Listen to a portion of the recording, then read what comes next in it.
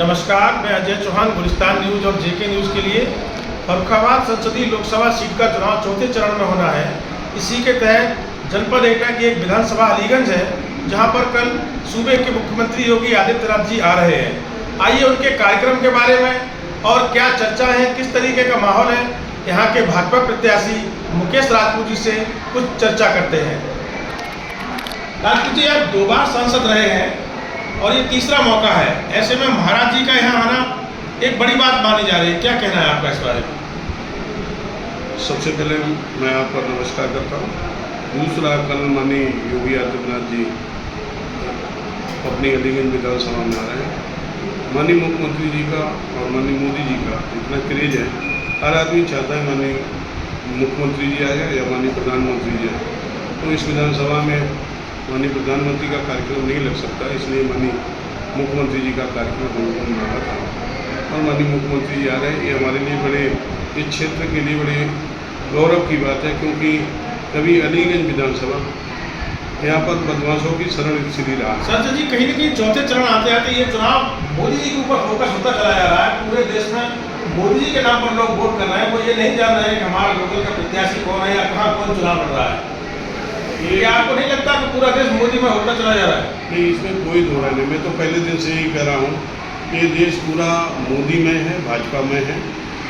माननीय प्रधानमंत्री जी ने जिस तरह से अपने 10 वर्ष के कार्यकाल में गरीब कल्याणकारी जो योजनाएं चलाई हैं और उनके साथ साथ में जो माननीय मोदी जी ने जो काम किए हैं, चाहे वो विश्व स्तरीय कार्यक्रम किए हों, चाहे देश स्तरीय कार्यक्रम किए हों, जैसे हम धारा 370 समाप्त कराना, चाहे भगवान राम का मंदिर बनाना और किस तरह से प्राण प्रतिष्ठा को कराना, और इसी तरह से वो हर समाज को साथ लेकर हर वर्ग के नेता हर जगह ये आरोप लगा रहे हैं कि संविधान को खत्म कर देंगे, आरक्षण को खत्म कर देंगे, जाति जनगणना नहीं होने देंगे। ये सारे मसले जो हैं वो बीजेपी के ऊपर हमलावर रूप से बेरोजगारी है, महंगाई, ये तो आम मुद्दे हैं, लेकिन बार बार ये हर जगह एक ही मुद्दा उठाते हैं कि संविधान को समाप्त कर देंगे।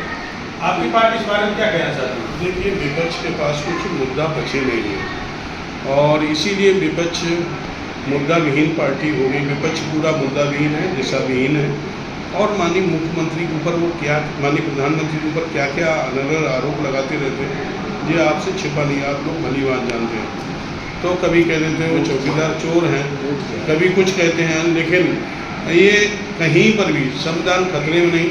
हाँ, ये जरूर मैं कह सकता हूँ कि देश के जो नेता ये बात कह रहे हैं कि संविधान खतरे में है, मैं कह सकता हूँ ऐसे लोग, बहुत से लोग या तो जेल में हैं या बेल पे हैं, या उन्हें डर है कि वो जेल में जाने वाले। कांग्रेस पार्टी के सीनियर नेता कहे जाने वाले एक तरीके से किचन कैबिनेट के व्यक्ति हैं सलमान खुर्शीद साहब, उनके परिवार ने एक चुनावी नुक्कड़ सभा में सीधे सीधे आप पर आरोप लगाया है कि जिस तरीके से वोट जिहाद करके हराना है, ऐसा क्या करना है? आपसे इतनी जलन क्यों?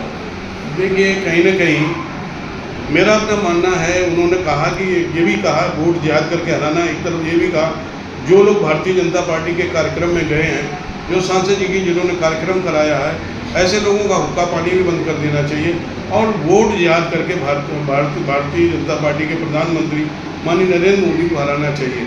उन कांग्रेस के पास और कांग्रेस के सहयोगी दलों के पास कुछ बचा नहीं है, वो इसलिए वोट जिहाद जैसी शब्दावली का प्रयोग कर रहे हैं। ये बड़ा ही निंदनीय है और क्योंकि उनके पास कुछ बचा नहीं है।